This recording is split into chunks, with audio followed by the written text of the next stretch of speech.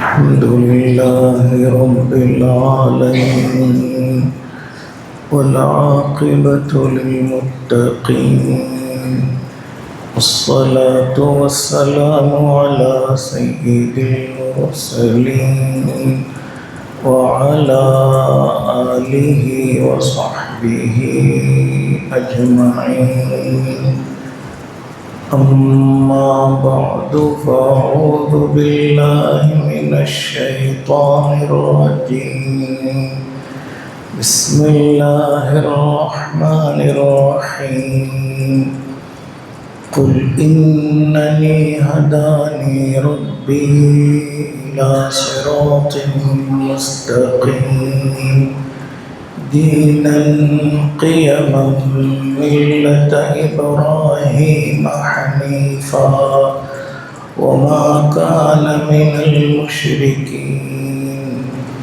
قل إن صلاتي ونسكي ومحياي ومماتي لله رب العالمين لا شريك له بذلك أمرت وأنا أول المسلمين. صدق الله العظيم. بزرگان محترم، برادران گرامی،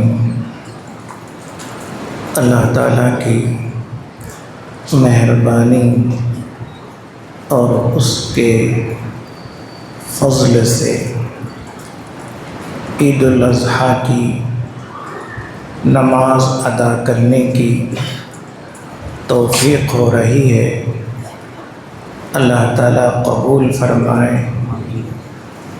اور ایک عمل حج کا ادا ہو رہا ہے تو دوسرا عمل قربانی کا انشاءاللہ ادا ہوگا. حج کا عمل ہو یا قربانی کا، حضرت سیدنا ابراہیم، سیدنا اسماعیل اور حضرت حاجرہ علیہم الصلاۃ والسلام کی یہ یادگار اعمال ہیں، اور انہوں نے جو عمل کیے اللہ نے ان کو قیامت تک باقی رکھا. حضرت سیدنا ابراہیم علیہ الصلاۃ والسلام اور ہمارے نبی برحق حضرت محمد الرسول اللہ صلی اللہ علیہ وسلم میں نسبی رشتہ بھی ہے اور روحانی رشتہ بھی ہے. یعنی حضرت ابراہیم علیہ الصلاۃ والسلام کے فرزند حضرت سیدنا اسماعیل علیہ الصلاۃ والسلام کی نسل سے ہی جناب محمد الرسول اللہ صلی اللہ علیہ وسلم تشریف لاتے ہیں. نسب ایک ہے. اسی طرح سے اللہ تعالیٰ نے ابراہیم علیہ الصلاۃ والسلام کی ملت اور ان کا دین ہی ہمارے نبی صلی اللہ علیہ وسلم کو عطا کیا. اللہ کہہ رہے ہیں ملت ابیکم ابراہیم، تمہارے باپ ابراہیم علیہ الصلاۃ والسلام کی ملت اور ان کا مذہب ہے. جو آیت میں نے پڑھی اس آیت میں اللہ تبارک و تعالی پوری وضاحت اور صراحت کے ساتھ اپنے نبی کی زبان سے اعلان کرا رہے ہیں. قل اننی ہدانی ربی الی صراط مستقیم.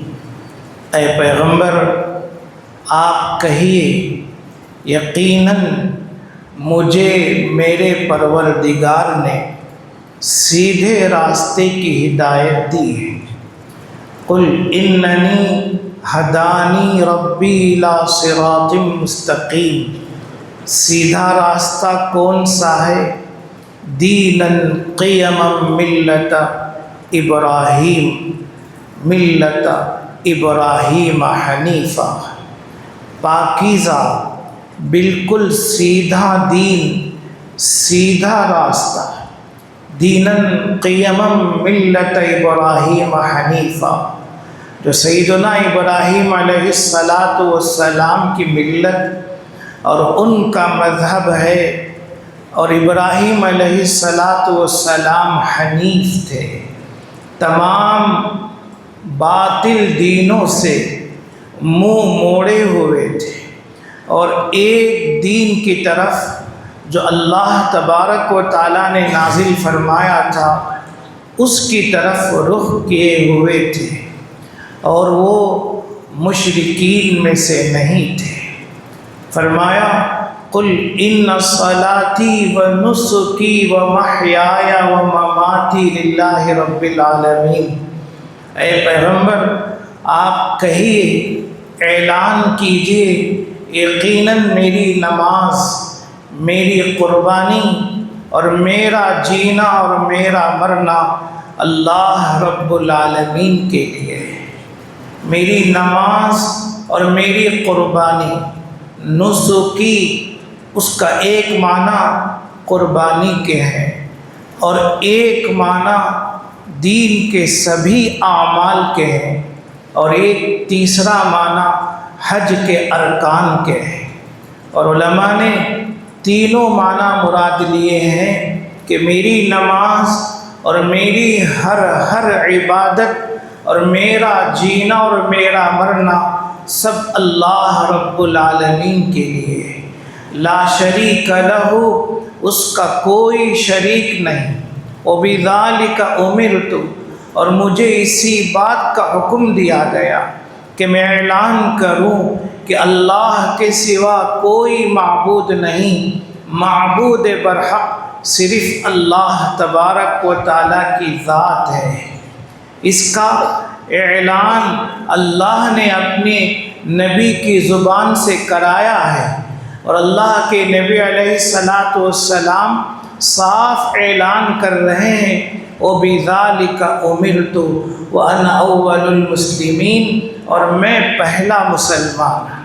اور ہر نبی اپنی امت میں سب سے پہلے اسلام لے آتا ہے، اور ہر نبی پہلا مسلمان ہوتا ہے، نبی کے بعد ہی امت اسلام لے آتی ہے۔ اس لحاظ سے اعلان کروایا گیا کہ کہیے وَأَنَا أَوَّلُ الْمُسْلِمِينَ، اور میں پہلا فرما بردار ہوں، پہلا مومن اور پہلا مسلمان ہوں۔ سیدنا ابراہیم علیہ السلام نے دین حنیف اور ایک دین پر اور صراط مستقیم پر اپنے آپ کو قائم رکھا، اور اسی صراط مستقیم پر اپنی امت کو چلایا۔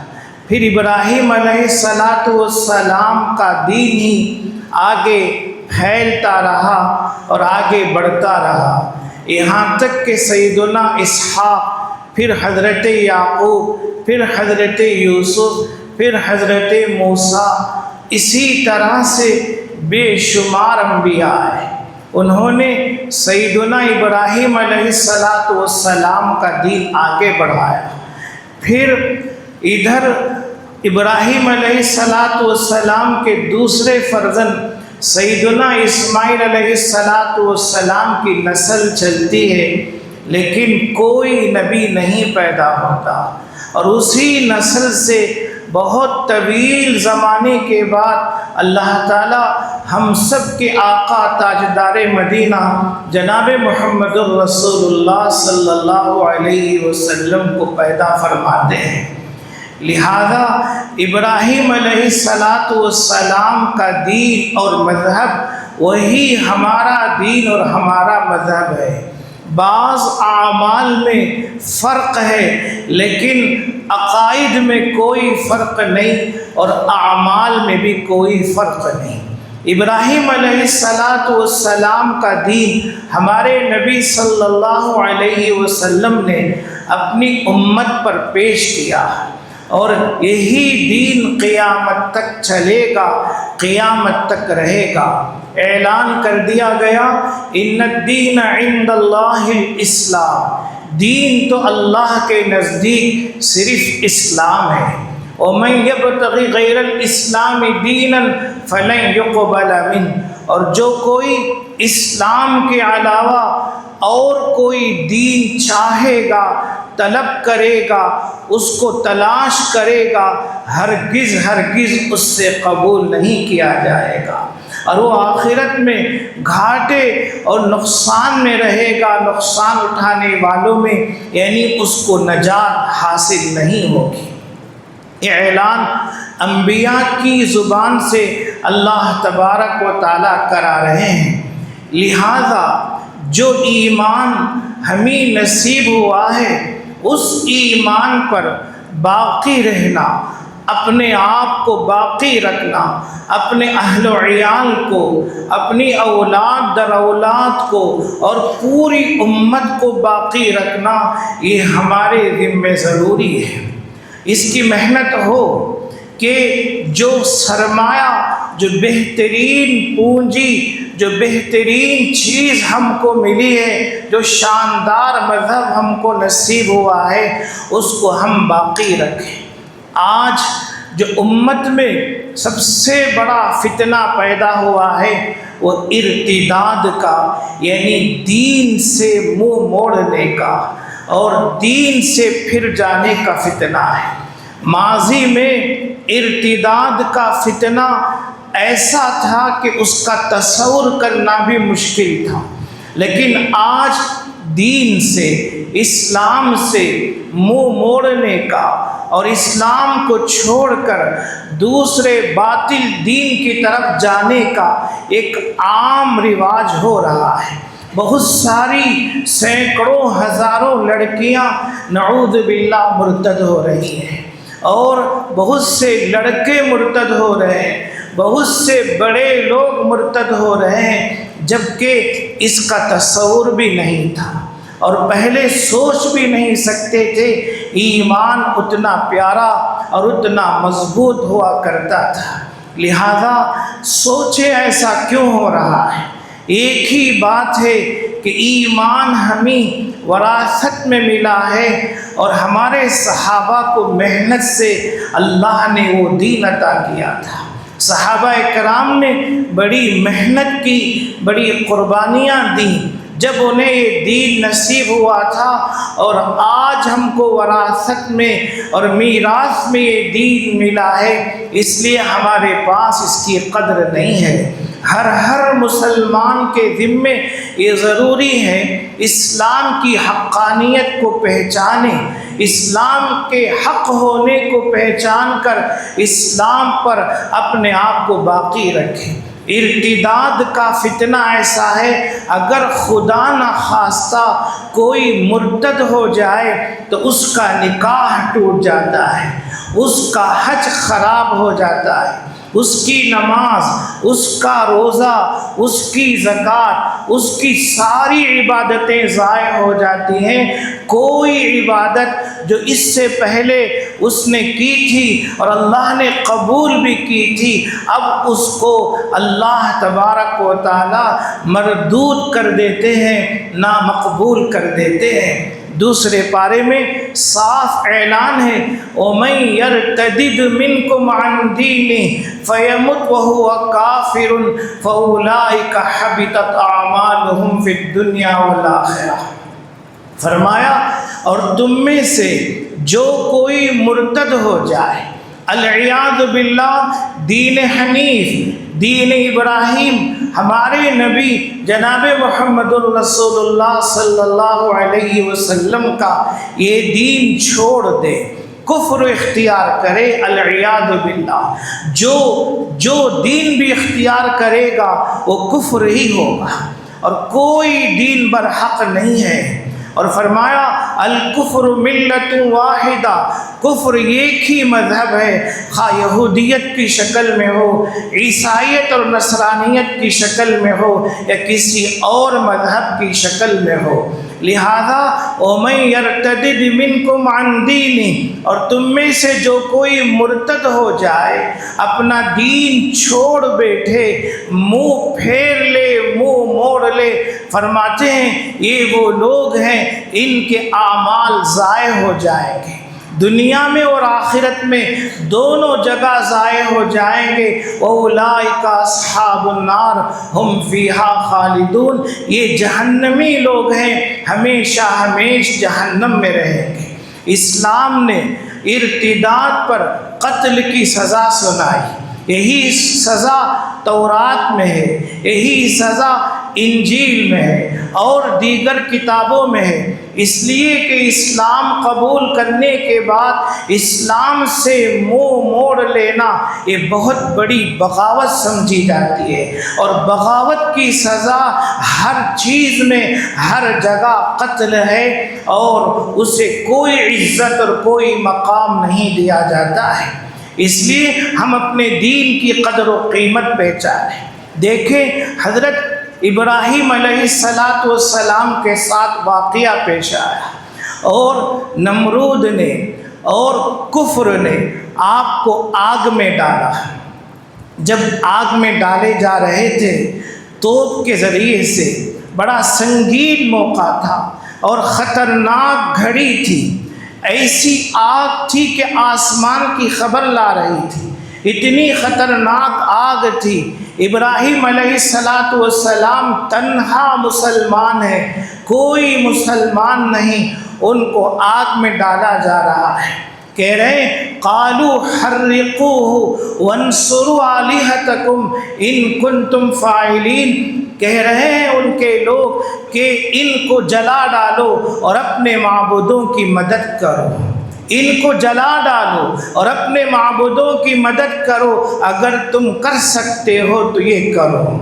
اس موقع پر جب آگ میں ڈالے جا رہے تھے، عین اسی موقع پر سیدنا جبرائیل علیہ السلام آتے ہیں اور ابراہیم علیہ السلام سے ہاتھ باندھ کر عرض کرتے ہیں بندہ مدد کے لیے حاضر ہے، اگر آپ کچھ کہیں گے تو میں اس کو پورا کروں گا اور آپ کی پوری طرح سے مدد کروں گا۔ ابراہیم علیہ السلام نے صاف فرمایا مدد کی بے انتہا ضرورت ہے، لیکن تمہاری طرف سے نہیں، اللہ کی طرف سے۔ اما الیک فلا حاجت لی، اور بہرحال تمہاری طرف مجھے کوئی تمہاری ضرورت نہیں۔ یہ ہے وحدانیت، عقیدہ توحید۔ ہمارے اکابر علماء لکھتے ہیں ہمارے نبی صلی اللہ علیہ وسلم کا اپنی امت پر یعنی ہم سب پر جو احسانات ہیں، ایک دو نہیں سینکڑوں ہزاروں احسانات ہیں، لیکن ان سب میں سب سے بڑا احسان آپ نے اپنی امت پر جو کیا ہے وہ ہے آپ نے اپنی امت کو عقیدہ توحید پر قائم کیا، عقیدہ توحید پر لا کھڑا کیا۔ ورنہ ہمارے نبی صلی اللہ علیہ وسلم سے پہلے اور اس عقیدہ کے آنے سے پہلے امت ایسی تھی کہ ہر چیز سے جس سے نفع پہنچے یا نقصان پہنچے اسے خدا تسلیم کرتی تھی، اور جو پیر کے نیچے پتھر آتے ہیں جن کو ٹھوکر مارتے ہیں اور ان کو دور کر دیتے ہیں، اس پتھر کو بھی خدا بنانے والے لوگ تھے اور آج بھی ہیں۔ اسلام کا عقیدہ ہے وہم کا اعتبار نہیں کیا، گمان کا اعتبار نہیں کیا، وہم گمان کو پیچھے ڈال دیا، اور جتنی چیزیں خیالی ہوتی ہیں ان سب کو پیچھے پھینک دیا اور کہا ایک اللہ سے ڈرو جو برحق ہے، اس کے سوا کوئی معبود برحق نہیں، اس کے سوا کوئی نافع نہیں، اس کے سوا کوئی ضار نقصان پہنچانے والا نہیں۔ وہ العزیز ہے اور المعز، خود بھی عزت والا ہے، دوسروں کو بھی عزت بخشنے والا ہے۔ المذل، وہ ذلت دینے والا ہے، وہی کھلانے پلانے والا اور خالق و مالک ہے، سب کچھ اس کے ہاتھ میں ہے۔ الباسط ہے، الصمد ہے، یہ ساری صفتیں اللہ تبارک و تعالیٰ کی ہیں اور حقیقی صفات ہیں۔ یہ پیغام ہے کہ سب سے بڑا احسان اللہ کے نبی نے اپنی امت پر جو کیا ہے عقیدہ توحید سے کیا ہے۔ آج جو پکا مسلمان ہوتا ہے وہ سوائے اللہ کے کسی سے ڈرتا نہیں۔ ایک ہے طبعی خوف، طبعی اعتبار سے ڈرنا، وہ الگ چیز ہے، لیکن کسی کا ڈر دل میں بٹھا لے اور اس سے ہمیشہ ہمیں ڈرتا رہے، ایک مسلمان کا شیوا، ایک مسلمان کی یہ صفت اور اس کا یہ طریقہ نہیں ہے۔ اور کمزور ایمان ہو کر بھی بہت سے مسلمان الحمدللہ ایسے جو صاف کہہ دیتے ہیں ہم صرف اللہ سے ڈرنے والے ہیں اور کسی سے ڈرنے والے نہیں۔ یہ عقیدہ توحید ہمارے نبی صلی اللہ علیہ وسلم نے ہمیں نصیب فرمایا ہے، لہذا اس عقیدہ توحید میں کوئی فرق نہ آئے، کوئی خلل نہ آئے۔ حضرت موسیٰ علیہ السلام ایک طرف آتے ہیں، دوسری طرف فرعون ہے، فرعون کا لشکر ہے، تمام جادوگر ہیں اور مقابلہ ہوتا ہے۔ جادوگر ہار جاتے ہیں، شکست کھاتے ہیں، جتنے سانپ بناتے ہیں اپنی لاٹھیاں اور اپنی رسیاں پھینک کر حضرت موسیٰ علیہ السلام کی لاٹھی ان سب کو نگل جاتی ہے اور ختم کر دیتی ہے۔ کوئی باطل نہیں، صرف میدان میں برحق ہے، ایک نبی ہے اور ایک نبی موسیٰ علیہ السلام کا معجزہ ہے جو حق پر ہے اور سارا باطل ایک طرف ناکام ہو کر کھڑا ہے۔ جب جادوگر آئے تھے فرعون سے کہنے لگے ہم یقیناً جیتنے والے ہیں، ہم جیت جائیں گے تو ہمیں کیا انعام ملے گا، کیا ہمیں روپے پیسے دیے جائیں گے اور نقد انعامات دیے جائیں گے؟ فرعون کہتا ہے نقد انعام ہی نہیں بلکہ ہم تمہیں اپنے دربار کے خاص لوگ بنا لیں گے۔ اپنے دربار کے جب خاص لوگ بنا لیں گے تو تمہارے پیر کے نیچے سے نہر بہتی ہوگی اور پیسوں کی بارش ہوگی اور اس وقت تمہارا مقام بہت اونچا ہوگا۔ فرعون سے یہ وعدہ کرانے والے ادھر حضرت موسیٰ علیہ السلام کا معجزہ دیکھتے ہیں، سمجھتے ہیں۔ قرآن کہتا ہے فَأُلْقِيَ السَّحَرَةُ سَاجِدِينَ قَالُوا آمَنَّا بِرَبِّ الْعَالَمِينَ رب موسیٰ و ہارون، سارے جادوگر سجدہ میں پڑ گئے، کہنے لگے رب العالمین پر ہم ایمان لائے۔ رب العالمین کا فرعون نے بھی دعویٰ کیا، اس لیے ساتھ ہی کہہ دیا رب موسیٰ و ہارون، فرعون نہیں اور کوئی نہیں، جو موسیٰ اور ہارون کا پروردگار اور رب ہے اس پر ہم ایمان لائے۔ قال آمنتم لہ قبل ان آذن لکم، فرعون بھڑک اٹھا، کہنے لگا کہ میری اجازت سے پہلے ہی تم لوگ ایمان لے آئے، میں نے اجازت نہیں دی، اب ذرا دیکھو میں کیا کرتا ہوں۔ لَأُقَطِّعَنَّ أَيْدِيَكُمْ وَأَرْجُلَكُمْ مِنْ خِلَافٍ ثُمَّ لَأُصَلِّبَنَّكُمْ أَجْمَعِينَ قَالُوا إِنَّا إِلَىٰ رَبِّنَا مُنْقَلِبُونَ، کہنے لگا ایسی سخت سزا دوں گا کہ الٹے جانب سے ایک ہاتھ ایک پیر کاٹ دوں گا، الٹی جانب سے کاٹ دوں گا، پھر تم سب کو درخت پر، کھجور کے درختوں پر پھانسی دے دوں گا۔ کاٹ کر تم سب کو پھانسی دے دوں گا۔ کیا کہتے ہیں؟ انا الی ربنا منقلبون، کہ ٹھیک ہے کر لے، فاقضی ما انت قاض انما تقضی هذه الحیات الدنیا، تجھے جو کرنا ہے وہ کر لے، تو ہماری دنیا کی زندگی بگاڑ سکتا ہے، بگاڑے گا، اس سے آگے تو کیا کرے گا؟ ہماری دنیا کی زندگی بگاڑ دے گا، بگاڑ لے، فاقضی ما انت قاض انما تقضی هذه الحیات الدنیا۔ پھر اللہ کی طرف متوجہ ہوئے، کہنے لگے پروردگار ہم آپ پر ایمان لائے ہیں، آپ ہماری مدد کیجئے۔ کہنے لگے ربنا افرغ علینا صبرا وتوفنا مسلمین، پروردگار ہمارے اوپر صبر ڈال دیجئے، کہیں ہمارے قدم لغزش نہ کھا جائیں، اور فرعون کی سزا کو دیکھ کر ہم ایمان نہ چھوڑ بیٹھے۔ یہ وہ لوگ ہیں جو 1 گھنٹہ پہلے ایمان لاتے ہیں، 2 گھنٹے پہلے ایمان لاتے ہیں، نبی کی صحبت کی برکت سے ان کا ایمان کتنا مضبوط ہے۔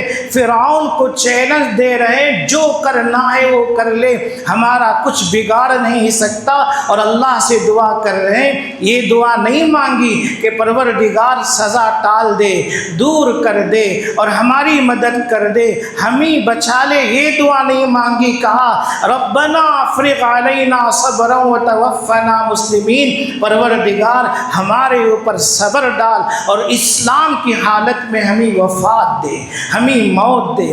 کس طریقے سے مانگا؟ 2-4 گھنٹے پہلے شدید اور پکے کافر تھے، 2-4 گھنٹوں کے بعد انتہائی شدید اور پکے مسلمان ہیں، اور ان کے ایمان کی آزمائش ہو رہی ہے۔ فرعون نے صرف دھمکی نہیں دی تھی بلکہ سزا بھی دی تھی۔ اسی طرح سے ایک واقعہ سورہ بروج میں ہے، اللہ تبارک و تعالیٰ 4 چیزوں کی قسم کھاتے ہیں، کہتے ہیں والسماء ذات البروج والیوم الموعود وشاہد ومشہود قتل اصحاب الاخدود، قسم ہے برجوں والے آسمان کی، قیامت کے دن کی، اور جمعہ کے دن کی، اور عرفہ کے دن کی، وشاہد و مشہود قتل اصحاب الاخدود۔ خود اللہ بد دعا دے رہے ہیں، جو کھائی والے اور جو گڑھا کھودنے والے ہیں وہ برباد ہو چکے ہیں۔ کیوں؟ اذ ہم علیہا قعود قتل اصحاب النار ذات الوقود، کہہ رہے ہیں النار ذات الوقود، وہ آگ والے جو آگ بہت خطرناک تھی، آسمان کی خبر لا رہی تھی۔ واقعہ کیا پیش آیا کہ کچھ لوگ مسلمان ہو گئے۔ مسلمان کیوں ہوئے اس سے پیچھے بھی ایک لمبا واقعہ ہے، لیکن مختصراً یہ ہے، لوگ مسلمان ہو گئے، بادشاہ جو کافر تھا اس نے ان کو ڈرایا دھمکایا اور کہا اسلام چھوڑ دو، لیکن مانا نہیں، کسی نے نہیں مانا۔ بالآخر بادشاہ نے کہا کہ ایک کڑھائی میں تیل جلاؤ، اور بہت بڑی کڑھائی، اس میں تیل ڈالا گیا اور اسے جلایا گیا، اتنا جلایا گیا کہ اس کی کوئی حد نہیں تھی۔ اس کو جلانے کے بعد ایک ایک مسلمان کو لایا گیا اس کڑھائی میں۔ ایک روایت میں ہے کہ تیل نہیں بلکہ آگ جلائی تھی، اور زبردست آگ تھی جس کا قرآن کریم خود تذکرہ کر رہا ہے، قتل اصحاب الاخدود النار ذات الوقود اذ ہم علیہا قعود۔ لہٰذا ایک ایک مسلمان کو لایا گیا اور جلایا گیا، لیکن کسی نے بھی دین اسلام کو نہیں چھوڑا، سب کے سب شہید ہو گئے۔ آخر میں ایک عجیب بات پیش آئی، ایک عورت لائی گئی اور اس کے پیٹ میں، اس کی گود میں بچہ تھا، بچے کو لے کر آئی، سب سے پہلے اس کے ہاتھ سے اس کے بچے کو چھین کر آگ میں ڈال دیا گیا۔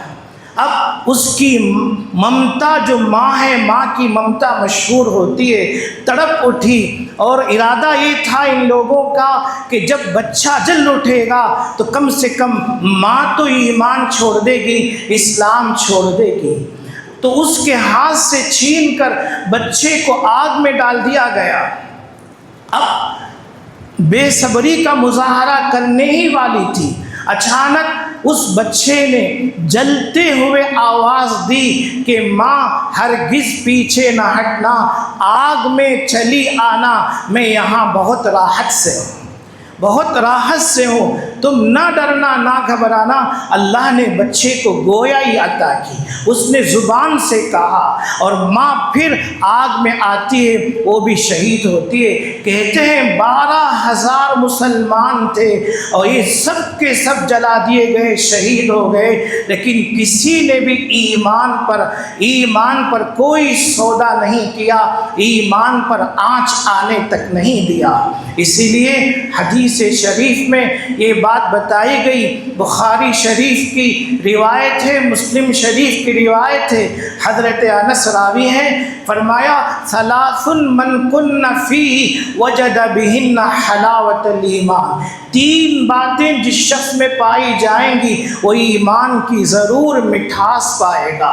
من کان اللہ ورسولہ احب الیہ مما سواہما، اللہ اور اللہ کے رسول ان دونوں کے سوا سارے لوگوں سے زیادہ محبوب ہو جائیں۔ ہر انسان کے دل میں سب سے زیادہ محبت اللہ کی اور اللہ کے رسول کی۔ اللہ اور اس کے رسول کی محبت کا مطلب اس کے دین سے محبت اور اس کے دین پر عمل ہے، صرف زبانی بات نہیں ہے کہ میں اللہ سے محبت کر رہا ہوں، میں اللہ کے رسول سے محبت کر رہا ہوں، جبکہ ہمارا عقیدہ بھی دوسرا ہے یا ہمارے اعمال خراب ہیں۔ صرف زبانی بات کا اعتبار نہیں، اس کے دل میں اللہ اور اس کے رسول کی محبت تمام چیزوں سے زیادہ ہو۔ وَمَنْ أَحَبَّ عَبْدًا لَا يُحِبُّهُ إِلَّا لِلَّهِ، اور جو کوئی کسی سے محبت کرے تو صرف اللہ کے لیے محبت کرے، کوئی دنیاوی غرض نہ ہو۔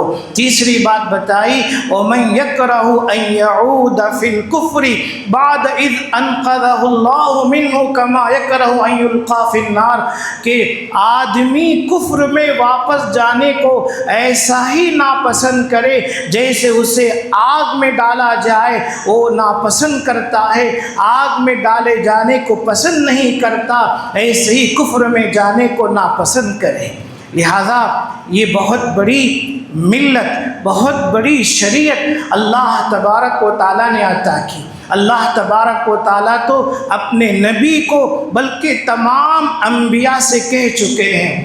آپ پڑھیے 24واں پارہ ہے، وَلَقَدْ أُوحِيَ إِلَيْكَ وَإِلَى الَّذِينَ مِن قَبْلِكَ لَئِنْ أَشْرَكْتَ لَيَحْبَطَنَّ عَمَلُكَ وَلَتَكُونَنَّ مِنَ الْخَاسِرِينَ۔ اے پیغمبر، آپ کی طرف اور آپ سے پہلے تمام انبیاء کی طرف یہ وحی بھیجی جا چکی ہے، ہم نے یہ وحی نازل کر دی ہے۔ کیا؟ لئن اشرکتا، اگر آپ شرک کریں گے، لیحبطن عملک، آپ کا سارا عمل ضائع ہو جائے گا اور آپ نقصان اٹھانے والوں میں سے ہو جائیں گے۔ علماء لکھتے ہیں نبی شرک کرے اس کا تصور بھی نہیں ہے، بلکہ اللہ نبی سے کہہ کر نبی کی امت سے کہنا چاہتے ہیں۔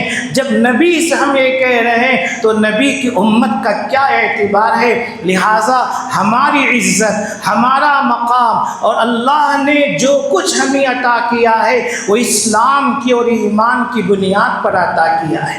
لہٰذا ہمارا ایمان بہت مضبوط ہو، کسی طرح کی کوئی کمزوری ہمارے ایمان میں، اسلام میں نہ آئے۔ بہت سے ایسے ہیں نماز بھی پڑھتے ہیں، روزہ بھی رکھتے ہیں، لیکن دل و دماغ سے اسلام جا چکا ہے، دل و دماغ سے اسلام رخصت ہو چکا ہے۔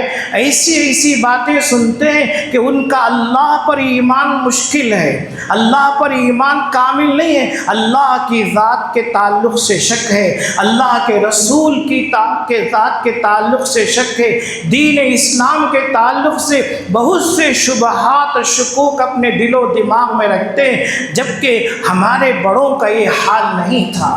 دین اسلام پر مر مٹتے تھے اور کلمہ طیبہ نصیب ہو جائے سب سے بڑی سعادت سمجھتے تھے، لیکن آج کی دنیا میں ہمارا اسلام کمزور ہی نہیں، انتہائی کمزور ہو چکا ہے۔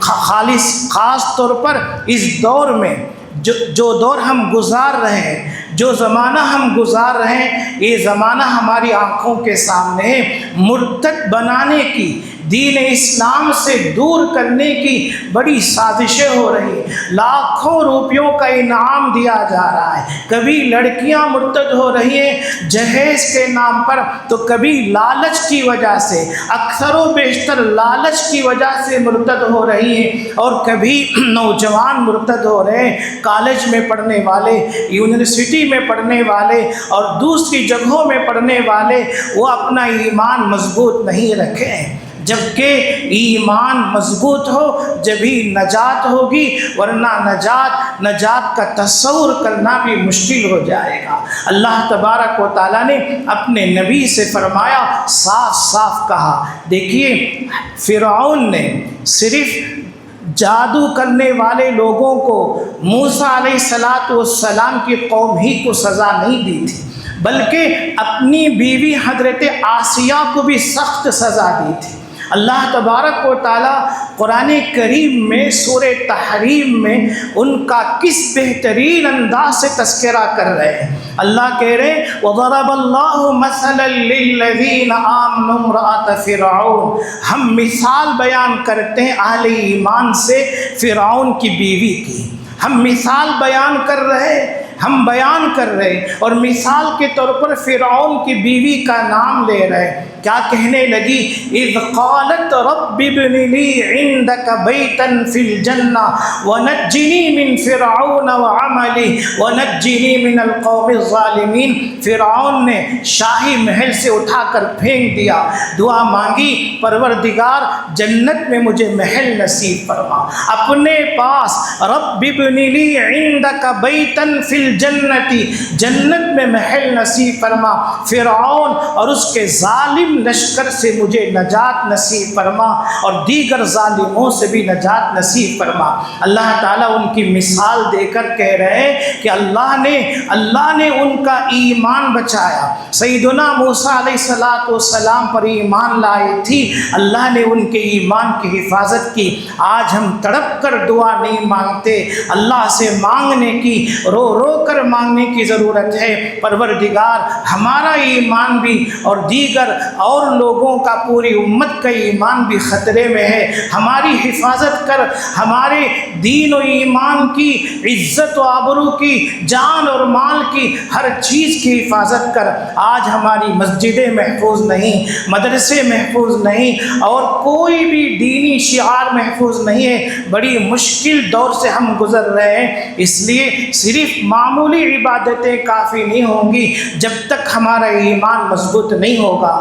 دوبارہ ایمان لائیے، ہر مسلمان دوبارہ اشہد ان لا الہ الا اللہ وحدہ لا شریک لہ واشہد ان محمدا عبدہ ورسولہ پڑھے، اور دل و دماغ سے باطل کو نکال پھینکے، سیدنا ابراہیم اور ہمارے نبی علیہ السلام جیسے ایمان لائے، صحابہ جیسے ایمان لائے، ویسے ایمان لانے کی پوری کوشش کریں، اور عمل بھی بہتر بنائیں، عقیدہ کو بھی اسلام کے مطابق مضبوط سے مضبوط بنائیں، پھر آزمائش ہوگی بھی تو زیادہ دیر و زیادہ دور تک نہیں ہوگی، اللہ کی مدد شامل حال ہو جائے گی، اللہ تبارک و تعالیٰ دشمنوں کو ناکام کریں گے، اس لیے کہ جب بھی دشمن ناکام ہوا ہے عقیدہ توحید میں مضبوطی کی وجہ سے ہی ناکام ہوا ہے، لہذا عقیدہ توحید میں کوئی فرق نہ آئے، جو فتنہ ارتداد ہے اس فتنہ سے اپنے آپ کو